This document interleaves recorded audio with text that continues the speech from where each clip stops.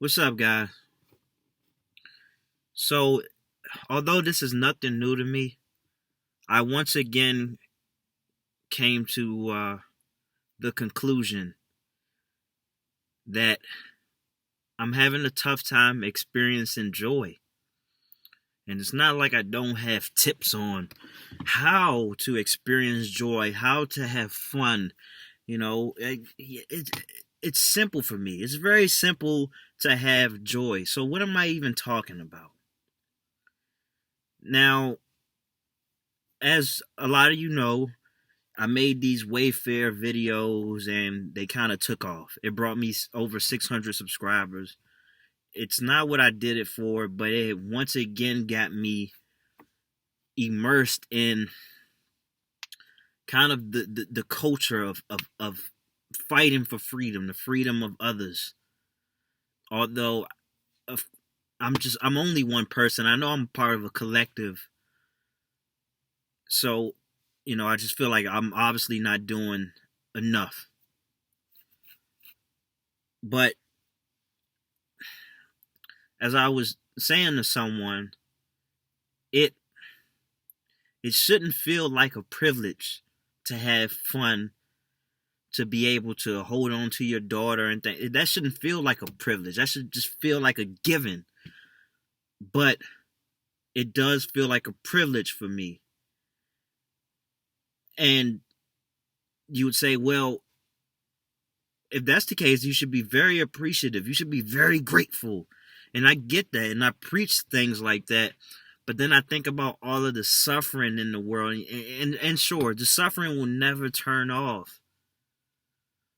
But where I am right now in life, I have a tough time just shutting it out. I have a tough time turning a blind eye. I have a tough time having small talk and just joke, just joking and things. I mean, I like to joke, I like to laugh, I like stand-up comedy and things like that, but it's just hard to laugh, man. It's hard to get caught up in the small talk. It almost infuriates me that people that my timeline can be full of people gossiping and going back and forth and talking about relationships of celebrities who are probably also involved in these atrocities of the world, the pizza gates of the world. It's tough, but I understand. And I understand how also people can want to just shut out the potential atrocities that may come from a direct source, or just block out all of the known atrocities in the world, just to try to enjoy life, because we have so many problems and inconveniences, and that's a thing in itself. I almost feel like I don't even have problems anymore. Every little frustration that I have, it just feels like it feels like just an inconvenience, because there are literally people suffering in this world. All right? Granted, they're suffering in many avenues. But the one thing that really gets to me the most, as you guys know, is the trafficking, because I feel like this is something I just feel like we're so close. I feel like we're so close. In spite of all of these sources trying to shut us down, in spite of Snopes having the audacity to say it's false. How the fuck do you know? How the fuck do you know it's false? How can you be so quick to say it's false? Just like you were so quick to say the Epstein thing was false. Now look. This is the world that we live in, where we put all of our trust and our hope into the TV screen, into the media, into politicians, into celebrities, and they're all connected. They're all connected by way of evil propaganda. And they've stolen our hearts. So much so that we're quick to defend them, blindly defend them. They wouldn't defend us, but we blindly defend them. Blindly come to their defense.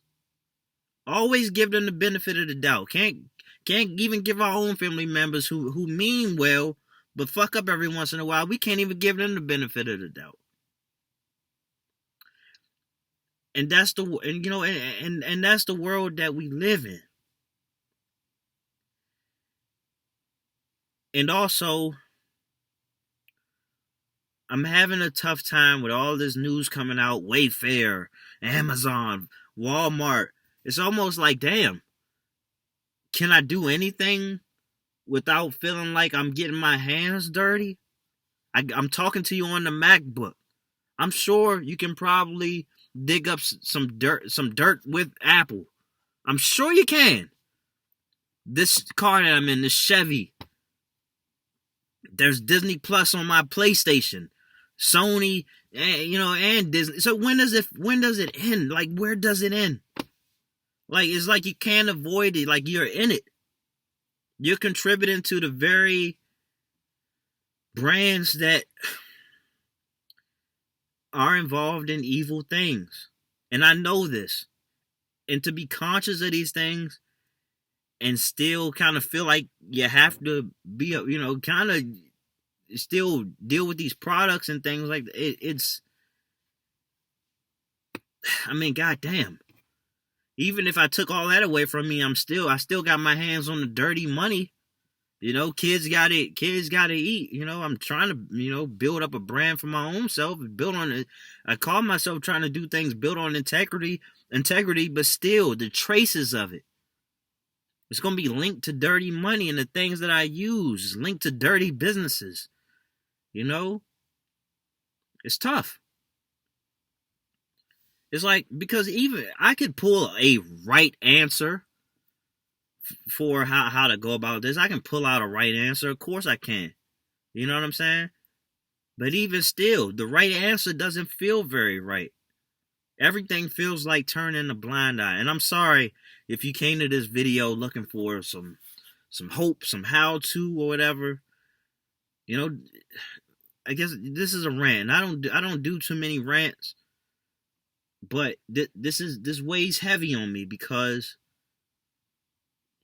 I'm not a very joyful person. Everything is serious. Everything is pretty serious with me. I told you I like comedy, but still everything is serious with me. And I've been battling with depersonalization for a few months. So everything I've been doing is kind of almost like it's business. Even playing the video game, when I do, it just feels like business. It feels like it's therapy for me, to kind of get my mind off of the suffering. But that's the thing. I can't. Why would I want to get my mind off of the suffering in this world? When I see how quick it is for them to bury these stories. When you look up Wayfair on Twitter, because the moment they could stop making it, a trend or whatever, because they control that, they did. But I don't know how when people are constantly tweeting about it. And then, of course, like you find on YouTube, like you find on Google, the top things that you will find is just people,